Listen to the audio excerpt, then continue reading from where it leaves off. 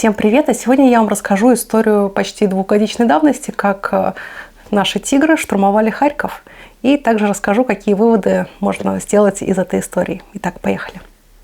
По изначальному плану в штурме Харькова должны были принимать участие силы 2-й отдельной бригады специального назначения, 25-й отдельной гвардейской мотострелковой бригады и части Росгвардии. Это звучит солидно, однако, как окажется после, ни мотострелки, ни росгвардейцы в самом городе так и не оказались. По одной версии, их колонна попала под обстрел еще на подходе к Харькову и встали, а по другой даже не выдвинулись в город. Так или иначе, но бойцы спецназа продолжили действовать согласно плану и стали заходить на харьковские улицы в одиночку, силами всего 2 рот из разных отрядов бригады. Одна из колонн 2-й бригады спецназа в составе бронеавтомобилей «Тигр» и грузовых КАМАЗов блудит во дворах между старыми панельками по улице Шевченко. Это северная окраина Харькова.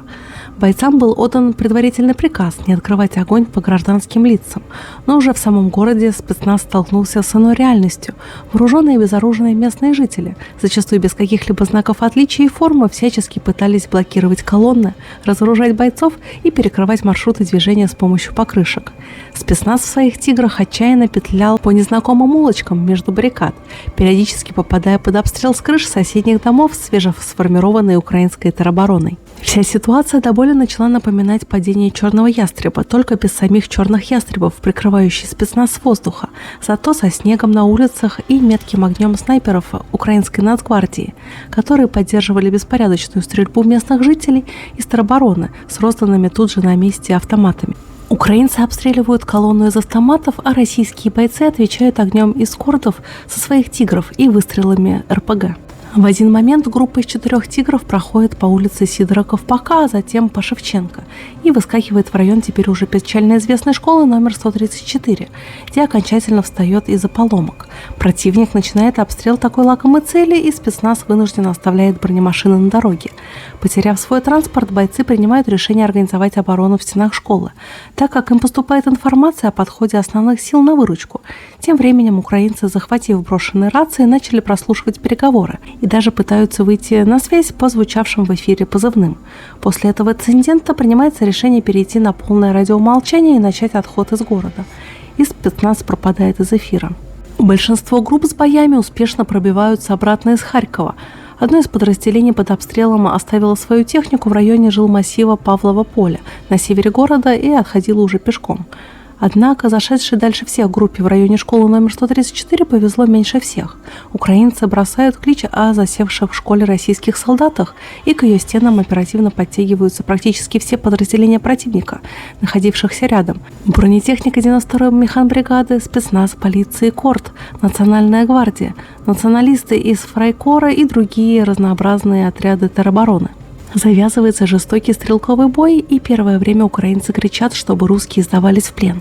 Наши бойцы отвечают огнем. Противнику не удается взять с натиска укрепившихся спецназовцев, и, понеся потери, украинцы подгоняют в школе БТР-4Е, который наши бойцы оперативно жгут из РПГ-30 и добивают очередью со снятого корда.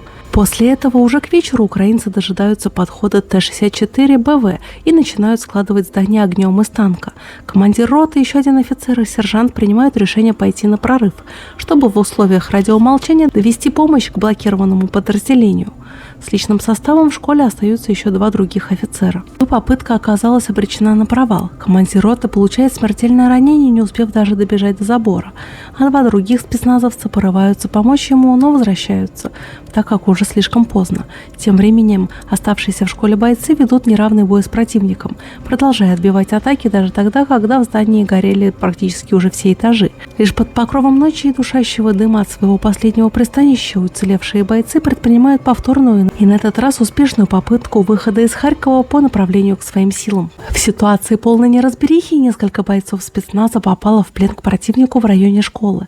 По заранее согласованной легенде они сообщили украинцам, что являются солдатами 25-й мотострелковой бригады, и назвали выдуманные имена. И на текущий момент все пленные бойцы были возвращены домой в результате прошедших обменов.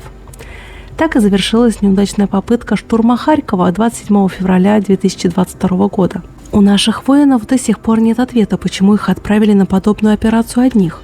почему снабдили неверными разведданными и почему не наладили взаимодействие с другими подразделениями. Однако все бойцы испытывают гордость за свою бригаду. Противник имел тотальное численное превосходство, позиции в городской застройке и хорошо владел местностью. Но за счет слаженности групп, характера и подготовки бойцов спецназовцы смогли выйти из критической ситуации с минимальными потерями. Спецназ нанес украинским формированиям болезненные потери, как во время попытки штурма школы, так и при отходе из города.